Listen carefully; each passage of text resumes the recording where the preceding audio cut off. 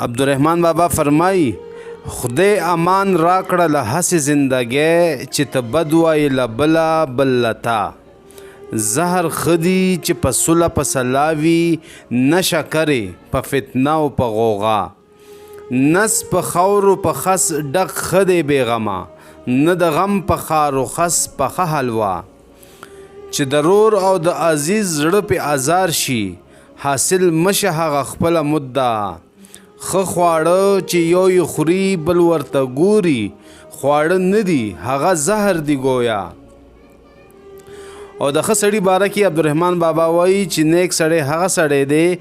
چې له حرامو یې پرهیز وي مشغول وي په پنج بنا کلمه یې وي قبوله هم په جهر هم اخفا د دنیا د کار د پاره فرض منځ نه کاندي قضا هم صایم د رمضان وي هم زکات کاندي ادا که توان د حج رسیږي حج هم وکړي پسې بیا چې یون په دا طریق وي هغه قصد اولیا او عبدالرحمن بابا د عالمانو باره کې وایي عالمان دی روشنایی ته دی دنیا عالمان دی ته تمام جهان پیشوا په مجلس د عالمانو بسر زر شي که څوک لوټه وي یا کاڼې د صحرا جاهلان دی په مثال د مردگانو عالمان دی په مثال د مسیحا چې مرده له نفس ژوندی کیږي عالمان دی واړه داسې اولیا هر سړی چې رتبه نه لري د علم سړی نه دی خالی نقش دی گویا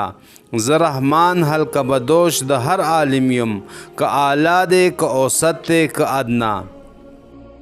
او بل ځای عبدالرحمن بابا وایي په رحمان باندې دا عمر هسې تیر شو لکه تیر شو یو ساعت په دا دنیا تر قیامت دغه لس او دغه شل دی پوره نه کړو چا شمار ته دی دنیا او آخره کې عبدالرحمن بابا فرمایي ای عاقل راشه غوږ ونیسه ماته مرګې نه پرېږدي هېڅوک خپلې رضا ته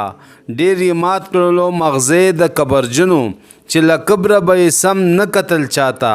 ای رحمانه توبه وکړه په ژوند کې شرمنده چې په محشر نشي الله ته